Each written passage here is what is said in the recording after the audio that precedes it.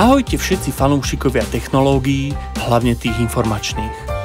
Vítajte pri ďalšom dieli populárno-náučného podcastu Zapečené procesory, kde budeme cestovať časom informačných technológií, ktoré zmenili svet. Cieľom tohto podcastu bude vám priblížiť a objasniť pojmy a fakty z histórie výpočtovej techniky poučnou, ale aj zábavnou formou, aby ste z toho nemali zapečené procesory. Pokúsim sa vás očariť kúzlom týchto starých technológií a priblížiť vám tak dôvody, prečo sa nimi dodnes ľudia zaoberajú. Som Martin Bórik a budem váš sprievodca v tomto stroji času. Dnešná téma: jazyk C a Unix. Časť 2. Vývoj jazyka C a operačného systému Unix, na ktorých základoch stojí dnešný digitálny svet, pokračoval aj v 80. a 90. rokoch. V minulej epizóde sme sa dozvedeli, ako to všetko začalo. A dnes sa pozrieme na to, ako sa jazyk C a Unix vyvíjali, akí nasledovníci tohto jazyka a operačného systému vznikali a kto za nimi stál. Táto druhá časť vznikla opäť vďaka poznámkam, detailom a zaujímavostiam, ktoré k textu doplnil môj kamarát a bývalý kolega Edo Drusa a ako obvykle aj Martin Kukač. Tak teda poďme na to. Priamym pokračovateľom jazyka C je samozrejme C++, čo je rozšírenie o objektovo orientované programovanie, na ktorom už začiatkom 80. rokov začal pracovať dánsky počítačový vedec Bjarne Stroustrup. Inak hádajte, kde tento pán pracoval? Áno, v Bell Labs, rovnako ako Dennis Ritchie, Ken Thompson a Brian Kernighan, ktorých som tu spomínal už minule. Stroustrupovým cieľom bolo vytvoriť jazyk, ktorý by kombinoval výkonnosť a nízkoúrovňový prístup C s vyššou abstrakciou a modularitou. Preto už v roku 1983 prišiel s jazykom C with classes, ktorý neskôr premenoval na C++. To plus je inak operátor inkrementácie, čiže zvýšenia hodnoty o 1, a Bjarne si to prevzal priamo z jazyka C. Názov tohto jazyka je tak sám o sebe validný kód. It's funny because it's true.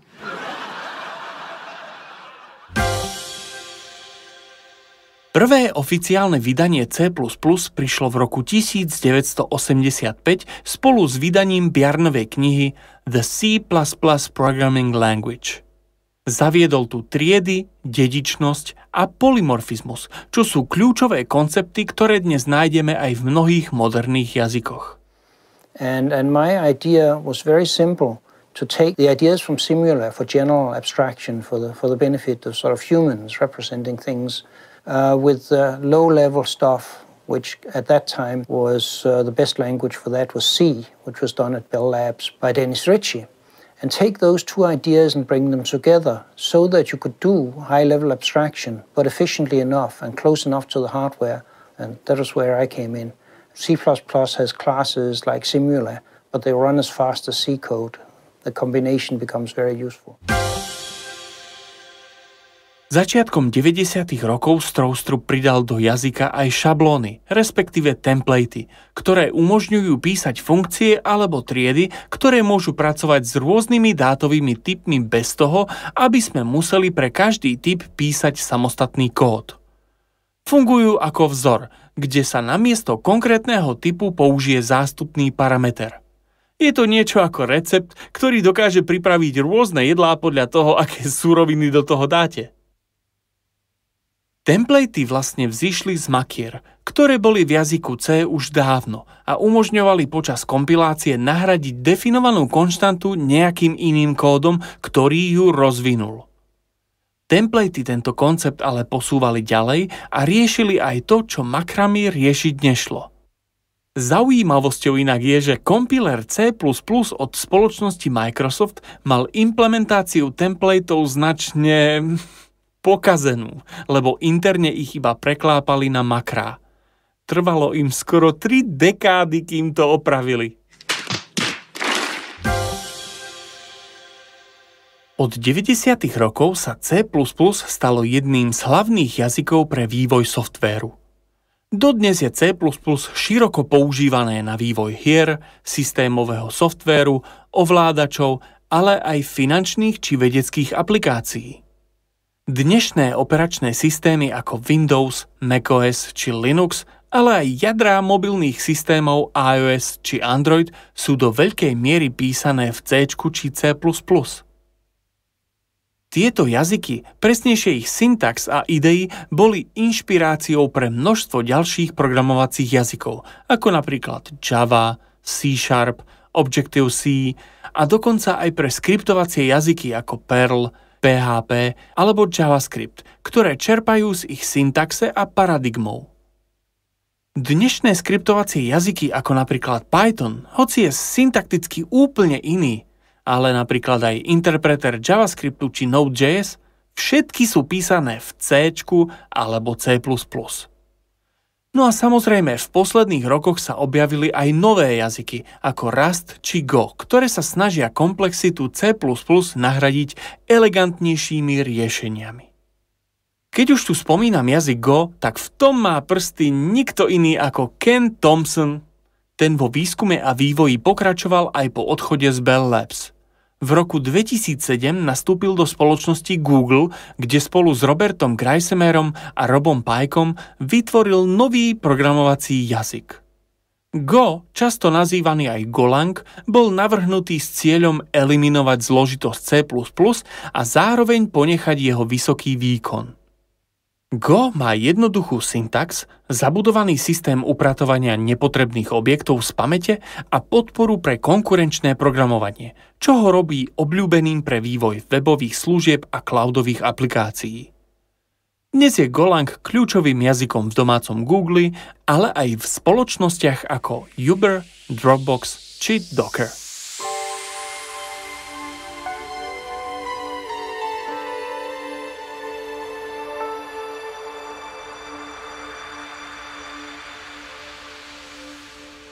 Ani vývoj Unixu samozrejme neustal, a to ani u otcov zakladateľov.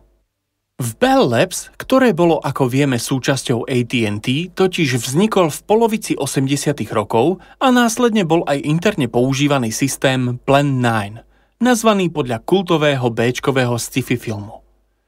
Tento distribuovaný operačný systém posúva koncept všetko je súbor ešte ďalej a tu sa naozaj ako súbor tvári všetko, napríklad aj taký procesor. Vývoj Plan 9 viedli Rob Pike a Ken Thompson s výdatnou podporou Denisa Ritchieho, neskôr prispievali aj Brian Kernighan či Bjarne Stroustrup. Čoskoro v Bell Labs nahradil Plan 9 samotný Unix a používali ho ako predvolený operačný systém na stavanie distribuovaných systémov, kde je práca so vzdialenými serverami a ich súborovými systémami veľmi jednoduchá. A hoci sa samotný Plan 9 dnes už prakticky nepoužíva, jeho sieťový protokol 9P na zdieľanie zdrojov medzi systémami sa používa kdekade. Napríklad aj vo Windows subsystéme pre Linux, alebo veľmi zaujímavé je použitie v LEGO Mindstorms. Dobre, ale späť k téme.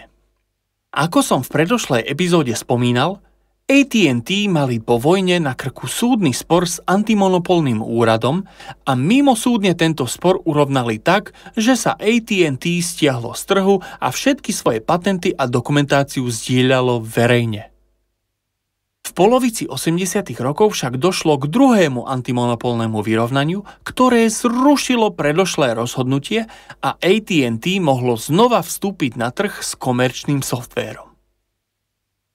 To spôsobilo v druhej polovici 80. a následne aj v 90. rokoch niečo, čomu dnes hovoríme Unix Wars, kedy sa mnoho rôznych vydavateľov snažilo o štandardizáciu Unixu potom, čo sa spoločnosť AT&T chytila možnosti z toho niečo, ľudovo povedané, vytrieskať. Právnikom tohto giganta sa už dlhšie nepáčilo to, ako nemôžu ponúkať komerčnú podporu Unixu a ako sa len tak voľne šíria opravy a vylepšenia Unixu, proste všetko, čo stvorilo open source. AT&T za tým všetkým videlo peniaze, ktoré im unikajú. Zlomovým bodom bola kniha A Commentary on the Unix Operating System, ktorá v podstate v tlačenej podobe distribuovala komentovaný výpis zdrojového kódu Unixu. AT&T z toho po spomínanom druhom antimonopolnom vyrovnaní a opätovnom vstupe na trh šalelo a podarilo sa im dosiahnuť zákaz predaja tejto knihy, neskôr sa im zadarilo dokonca aj zamedziť šíreniu oprav a vylepšení na páskach. Hej, ale ako poznáme aj my zo socíku, že keď niečo zakážete, tak sa to o to viac rozmôže v šedej zóne. Kniha sa šírila ako samizdat a pásky s pečmi sa objavovali akože pohodené na potajme dohodnutých miestach. Neviedlo to k ničomu inému ako k tomu, že vznikli desiatky odnoží a tých akože štandardov je nakoniec hneď niekoľko. Celá jedna vetva sú licencované, teda platené a uzavreté odvodeniny Unixu, napríklad ako Xenix, AX, SunOS, HPUX či Solaris. Iné sa zas snažili o slobodný prístup a dostupnosť zdrojových kódov, ako napríklad BSD, čiže Berkeley Software Distribution, ktoré bolo vyvíjané od konca 70. rokov ako vylepšená odvodenina Unixu. Používali ale jeho uzavretý kód, čiže podliehali softvérovej licencii AT&T. A keď vypukli Unix Wars, stalo sa toto licencovanie príšerne drahou záležitosťou. Začala teda vznikať odvodenina, kde sa postupne snažili prepísať a zbaviť kódu pôvodného Unixu, čo neskôr vyústilo do už skutočne slobodných vydaní, ako napríklad NetBSD, FreeBSD či OpenBSD. Pôvodného, skutočne slobodného ducha open source Unixu sa pokúsila oživiť a posilniť vetva, o ktorú sa postaral Richard Stallman. Ten sa síce nepodieľal na vývoji Unixu v tej prvotnej ére, ale pohyboval sa na MIT, teda v Massachusettskom technologickom inštitúte, kde bola kultúra zdieľania a vzájomnej pomoci medzi akademikmi hlboko zakorenená. Keď sa kvôli AT&T malo z otvorených systémov prejsť na tie už teraz komerčné, vadilo mu to jednak z praktického, ale hlavne z filozofického a morálneho hľadiska. Rozhodol sa preto vytvoriť kompletne slobodný operačný systém spolu s knižnicou voľne šíriteľného softvéru. Teda nielen jadro systému, ale aj všetky potrebné nástroje a aplikácie. Koncept prenositeľnosti Unixu sa mu veľmi páčil a založil preto projekt GNU, čo je rekurzívna skratka GNU is not Unix a zároveň je GNU aj druh afrického pakoňa, ktorého projekt dostal do loga. Systém je postavený na báze Unixu, ale naprogramovaný od základov ako slobodný softvér. Richard Stallman a celá skupina ľudí z laboratória umelej inteligencie na MIT sa na to vrhli a už zanedlho mali prepísané nástroje a aplikácie kompatibilné s Unixom, niečo, čomu hovoríme user space. Ďalšia skupina vedená Thomasom Bushnellom pracovala na samotnom jadre, čo nazývame kernel.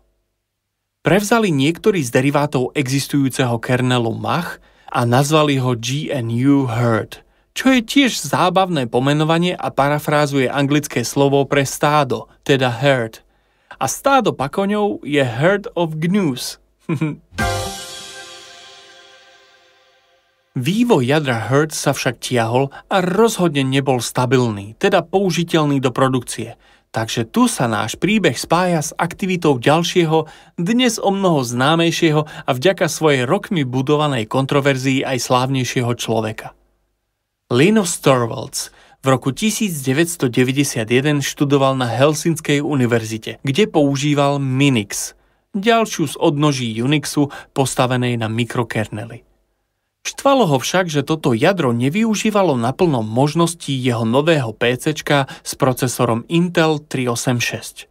A tak si vraj len tak pre zábavu začal písať vlastný kernel. Keď uvažoval nad menom, napadlo mu prepožičať svoje krstné meno, teda Linux, ale vravel si, že je to príliš egoistické, tak došiel ku skomolenine slova slobodný a šialený, čiže freaks. Keď však zverejnil zdrojové kódy na školskom serveri, administrátorovi siete sa tento názov nezdal dosť dobrý a premenoval ho napokon predsa na Linux. Samozrejme bez Linuxovho vedomia, ale keďže sa to začalo študentskými sieťami šíriť ako lavína, tak to už viac neriešil. Zanedlho sa po celom svete šírili zvesti o novom Unixovom jadre a chytila sa toho komunita. On sám tento kernel vyvíjal pod sadou nástrojov GNU a GNU zas nemalo poriadny kernel, keďže Hurt stále nebol v použiteľnom stave. Richard Stallman teda pristúpil k dočasnému riešeniu, že sa v GNU použije ako kernel práve Linux.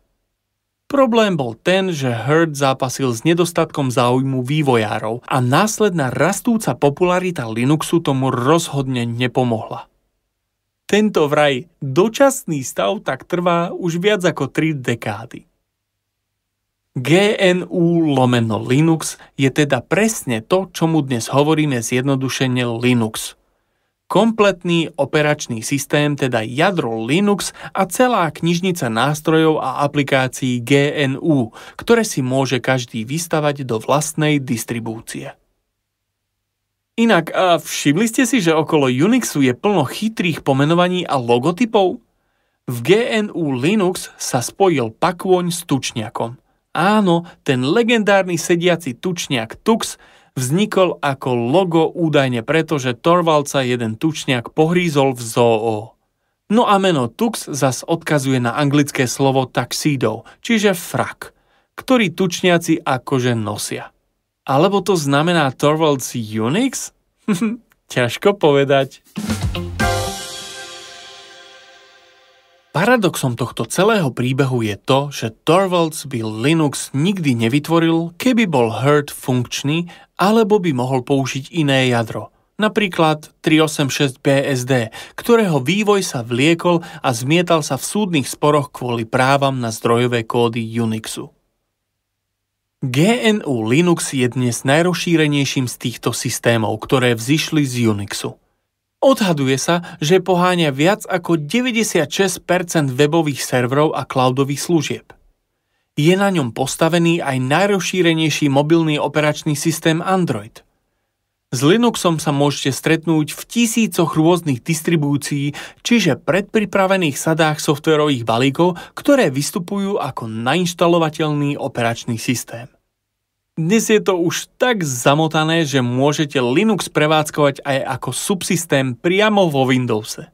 No a mimochodom, kernel Mach, z ktorého vychádzali pri Hurde, poslúžil aj pri vzniku Apple XNU, teda jadre, ktoré tepe v operačnom systéme Darwin, čo poháňa Apple macOS, iOS, iPadOS či watchOS. Takže áno, celý ekosystém Apple je tiež jedna z odnoží Unixu.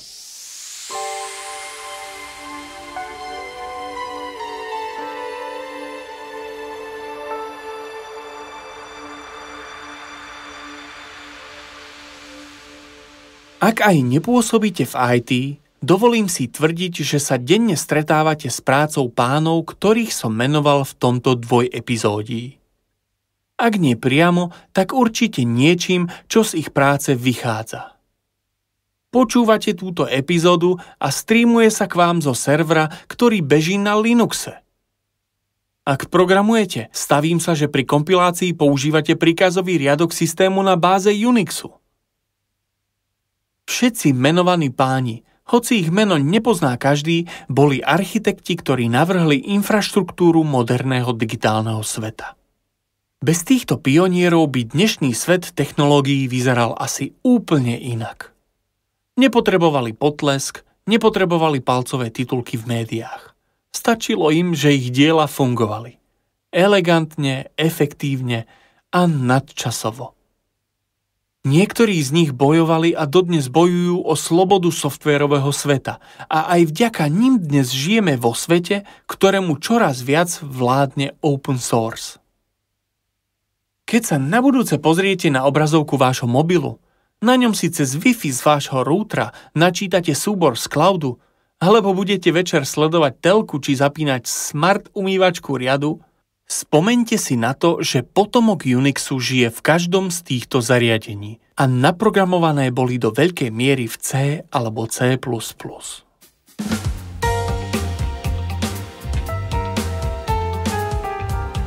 Ďakujem, že ste to počúvali až sem. Ak sa vám tento diel páčil, kliknite na odber kdekoľvek to počúvate. Pomôžte podcastu rásť, lajkujte a zdieľajte na sociálnych sieťach, dajte o tom vedieť aj ostatným. Navštívte stránky podcastu na zapečený.borik.net, kde môžete podporiť jeho vznik na platforme Ko-fi a vypočuť si ktorúkoľvek epizódu. Tak do počutia na budúce.